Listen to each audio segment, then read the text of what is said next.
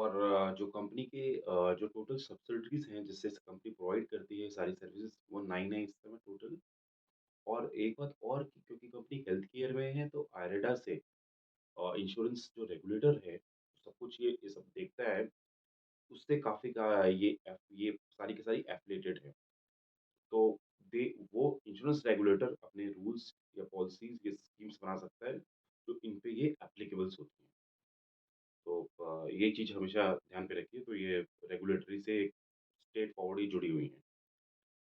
उसके बाद ये जो इनकी एंकर बुक है, ये 351 करोड़ की थी, जो कि फ्राइडे को सारी की सारी सब्सक्राइब हो चुकी है। इसमें 11 म्यूचुअल फंड्स हैं, जिन्होंने पार्टिसिपेट लिया था और वो सारे म्यूचुअल फंड जैसे एचडीएफसी है, बंधन है, टाटा है, कोटक है, इन्होंने पार्टिसिपेट किया था, उन्होंने इसके शेयर सब्सक्राइब किए थे। और अगर मैं बाहर के फॉरेन इंस्टीट्यूशनल इन्वेस्टर्स के बारे में बोलूँगा तो जैसे गोल्डमैन सैक्स है, एचएसबीसी है, तो उन्होंने भी ये शेयर्स लिए हैं। तो they have got a very good very strong anchor book. और ये एक बात और याद रखिए कि इसका कोई भी लिस्टेड प्लेयर नहीं, ये फर्स्ट कंपनी है और प्रॉपर डोमिनेंट मार्केट लीडर है।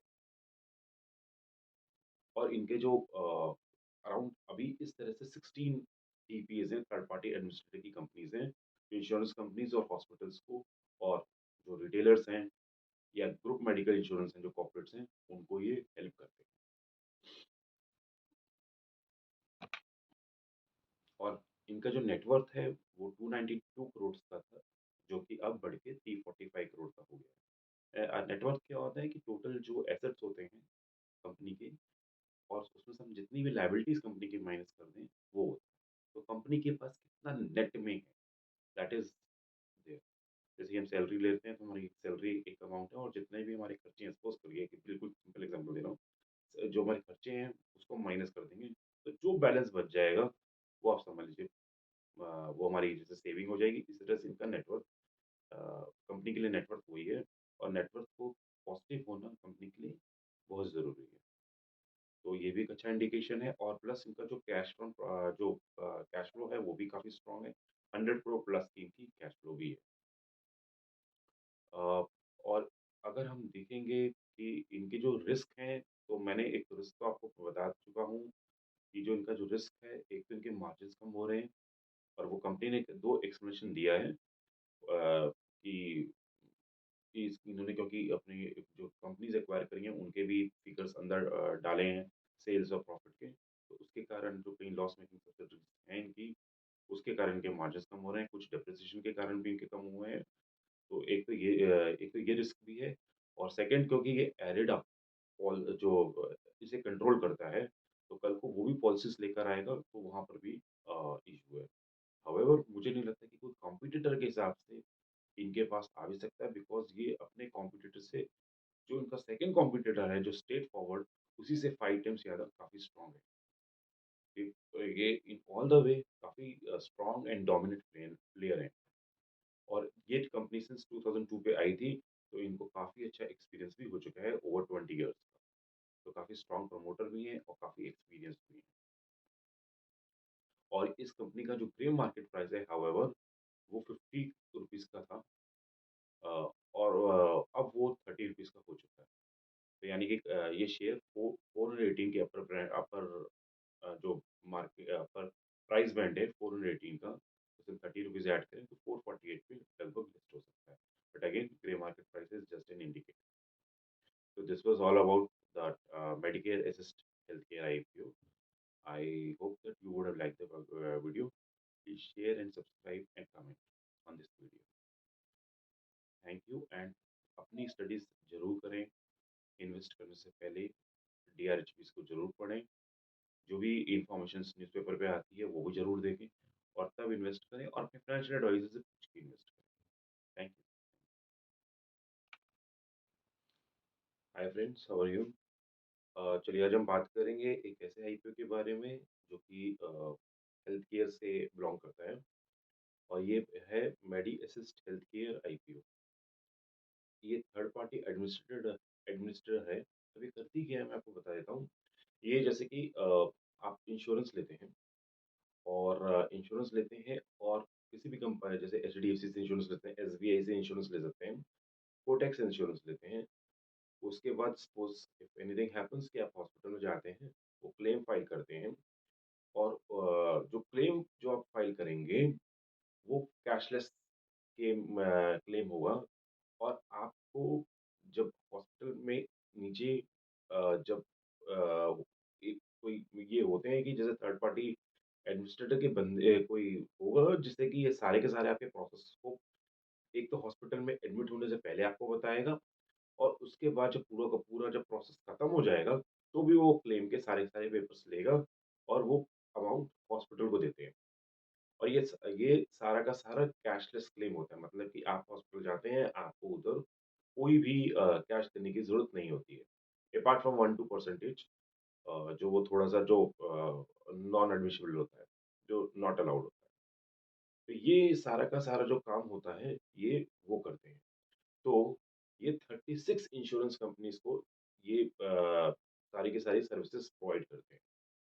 तो आप ये समझ लीजिए 36 इंश्योरेंस कंपनीज़ हैं, ये इंश्योरेंस देंगी रिटेलर्स को, रिटेलर्स मतलब कि इंडिविजुअल्स को या कंपनीज़ को। उसको बोलते हैं ग्रुप मेडिकल इंश्योरेंस। तो ये वो देंगी और उसके बाद ये अगर जो भी बीच का जो गैप होता है, उन इंश्योरेंस कंपनी का काम एक बार जैसे ही इंश्योरेंस देते हैं, इट गेट्स ओवर। उसके बाद हॉस्पिटल से सपोज़ अगर कोई रिटेलर है, वो अगर हॉस्पिटल पे जाता है, जैसे मैं hospital suppose if anything happens to me तो I will go to hospital, मैं अपना क्लेम कवर सबमिट करूँगा और जो भी पैसा है या जो भी क्लेम सेटलमेंट प्रोसेस है, वो सारा का सारा काम ये देखेंगी। तो ये ब्रिज करती है जो इंश्योरेंस कंपनी है, उसके और जो रिटेलर्स हैं, उसके बीच में वन थिंग। फिर ये इवन जो ये करती हैं इंश्योरेंस कंपनी और जो हॉस्पिटल्स होते हैं, उनके भी ये ब्रिज करती हैं। तो इससे क्या होगा इंश्योरेंस कंपनीज़ को किसी भी इम इ इस पर्पज़ के लिए एम्प्लॉयी को रखने की ज़रूरत नहीं पड़ेगी। Same thing is for the hospital also कि उनको भी किसी भी इस पर्पज़ के लिए एम्प्लॉइज़ को रखने की ज़रूरत नहीं पड़ेगी। तो एक तरह से ये एक बीपीओ टाइप है या केपीओ टाइप है, जो ये सारा प्रोसेस सँभालते हैं। और इनफैक्ट ये जो गवर्नमेंट की खुद की स्कीम्स होती हैं जो गवर्नमेंट की स्कीम्स होती हैं और उसमें जो सीजीएचएस के या स्टेट गवर्नमेंट के बेनिफिशियरी होते हैं या आप ले लीजिए आर्मी में जो बेनिफिशियरी होते हैं, उसमें भी ये एक्ट करती हैं। तो गवर्नमेंट जो बेनिफिशियरीज़ होते हैं और बीच में ये उनको भी फैसिलिटेट करती है और ये अराउंड 17 गवर्नमेंट स्कीम्स के साथ एफिलिएटेड है। तो this is the work they do और इसमें ये मार्केट लीडर हैं from any whatever the angle will see they are the market leader बल्कि इनके पास जितना शेयर है, इनका जो नेक्स्ट कॉम्पिटिटर है, उससे 5 टाइम्स ज़्यादा शेयर इन्हीं के पास है।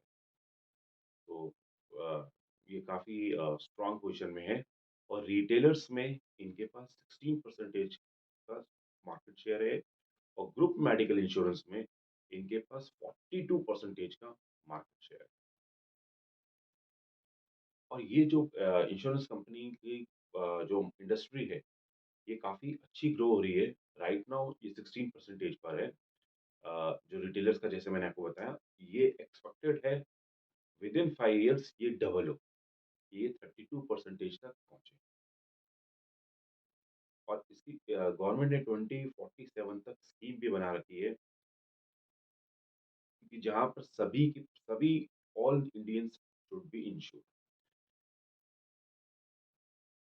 तो गवर्नमेंट की जैसे एक और पॉलिसी भी है आयुष्मान भारत, उसके कारण भी गवर्नमेंट ने जो बहुतों को काफ़ी अ, जो गवर्नमेंट की स्कीम्स उस स्कीम के लिए एलिजिबल हैं, उनको भी जैसे इंश्योर्ड करा रखा है।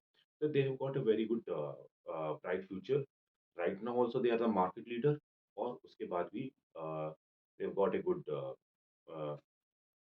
प्रॉस्पेक्ट्स। अच्छा चलिए अब बात करते हैं यहाँ से आईपीओ के बारे में। ये आईपीओ जनवरी 15 से जनवरी 17 के बीच में रहेगा।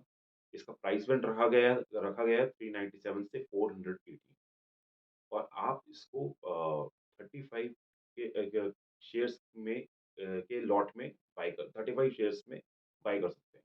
तो एक लॉट का जो प्राइस होगा वो है 14,650 तो ये किस तरह से होगा 35 शेयर्स इंटू 480, तो इस तरह से आप एक लॉट इसमें ले सकते हैं। और इसकी लिस्टिंग है अराउंड, क्योंकि अराउंड 22 के करीब, 22 जनवरी के करीब इसकी लिस्टिंग होगी। और इसके अगर इस तरह से देखेंगे तो इसके अपर प्राइस बैंड के हिसाब से जो इसकी मार्केट कैपिटलाइजेशन होगी वो बैठेगी अराउंड 2878 करोड़ रुपीस। और ये पूरा का पूरा आईपीओ, ये पूरा का पूरा आईपीओ जो 1171 करोड़ रुपीस का है, ये सारा का सारा ओएफएस है। यानी ऑफर फॉर सेल है, तो ऑफर फॉर सेल है, मतलब सारा का सारा पैसा ये प्रमोटर के पास जाएगा। ये वाला पैसा कंपनी के अंदर यूटिलाइज्ड नहीं होगा। और कंपनी कंपनी से जब से पूछा भी गया था कि ये वाला पैसा जो यूटिलाइज नहीं होगा, ये सारा पैसा आपके पास जाएगा। तो उन्होंने कहा था कि they are a service provider, जिसमें उनको लाइक जो भी पैसे की जरूरत, actually they don't have the requirement as a company, there is no requirement for the money. और जो उनके पास उन्होंने 7 एक्विजिशंस करी हैं, और ये सारी की सारी जो 7 एक्विजिशंस उन्होंने करी हैं लास्ट जो भी 2016 से, वो उन्होंने सारी की सारी 7 एक्विजिशंस करी हैं अपने इंटरनल अप्रूवल से। यानी जो कंपनी ने पैसा कमाया है वहीं से उन्होंने वो 7 एक्विजिशंस करी हैं। तो इस पर्सपेक्टिव से उनके पास कोई डेट नहीं है, और इसीलिए उनको, कंपनी को कोई पैसे की इस तरीके से कोई जरूरत नहीं है, और कंपनी आगे भी एक्विजिशंस करती रहेगी। तो ये ऑल अबाउट आईपीओ के बारे में भी था, कंपनी के बारे में था, और ये 2002 पे कंपनी आई थी बैंगलोर का हेडक्वार्टर से।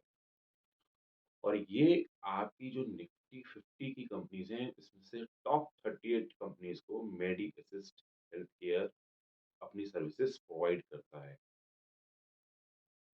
और ये 32 स्टेट्स में हैं, और ये 19,000 हॉस्पिटल्स के साथ ये एसोसिएटेड भी है, और अराउंड ये 1000 प्लस सिटीज और टाउन में भी एस्टेब्लिश है।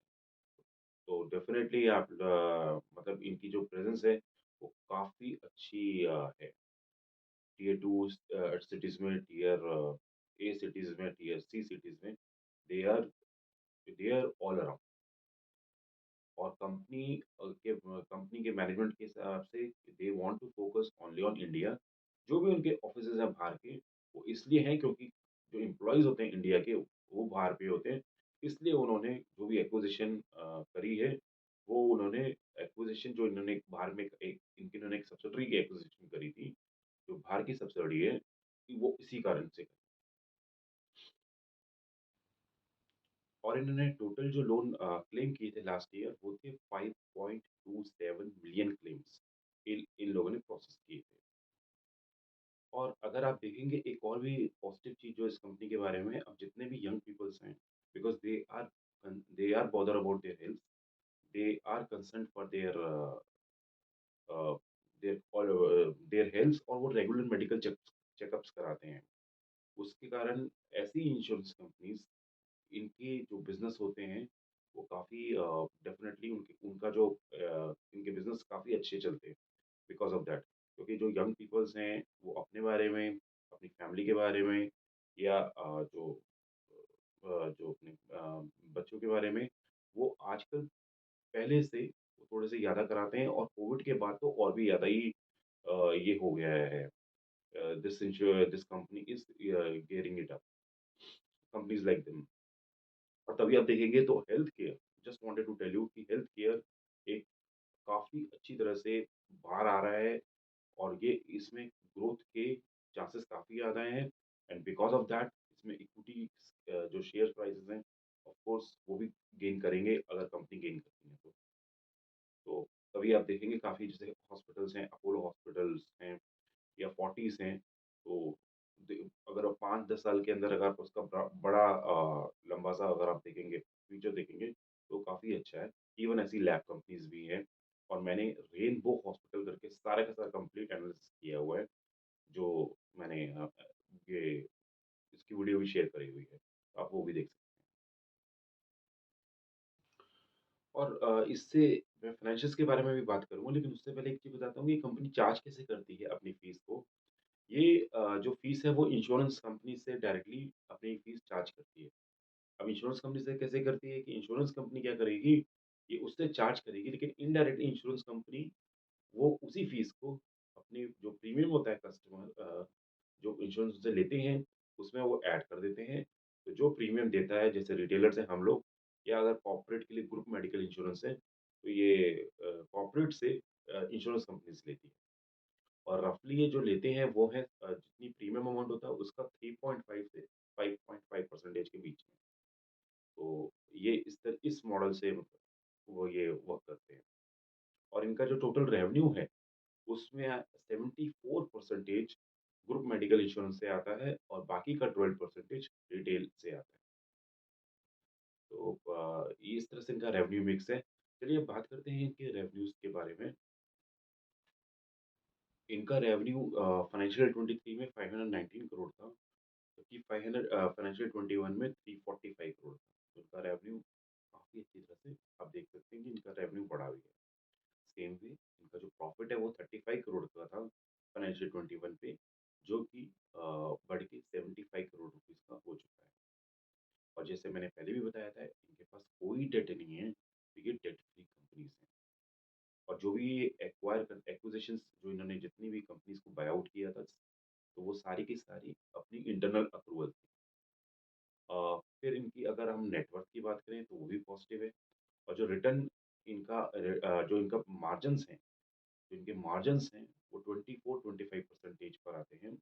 अ, और जो पैट मार्जिन्स है, प्रॉफिट आफ्टर टैक्स, उनके फाइनल मार्जिन्स हैं वो 14% पे आते हैं। हाउएवर इसमें एक चीज़ मैं आपको बताऊँगा कि जो लास्ट 6 मंथ्स में इनके मार्जिन्स 14% से 8% तक नीचे गिरे थे। तो मैनेजमेंट से पूछा गया कि भई आपके मार्जिन क्यों गिरे हैं? तो मैनेजमेंट ने ये बोला था कि कुछ डेप्रिसिएशन और अमोर्टाइज़ेशन की कॉस्ट है और कुछ इन्होंने जो एक्विजिशंस बाय करी हुई हैं, तो उसमें जो कुछ लॉस मेकिंग उनका कईयों का मार्जिन पूरा प्रॉफिट में नहीं था, तो इन्होंने बाय आउट करी हुई हैं, तो उसके कारण जब वो फिगर्स भी अगर हम इंक्लूड कर देंगे, तो उनके सिंस मार्जिन कम थे, तो उन्होंने ओवरऑल जो मार्जिन्स हैं उसको भी रिड्यूस किया। तो ये मैनेजमेंट की एक्सप्लेनेशन थी। मैनेजमेंट बोल रही है कि विदिन 2 टू 3 क्वार्टर्स ये they will overcome with this.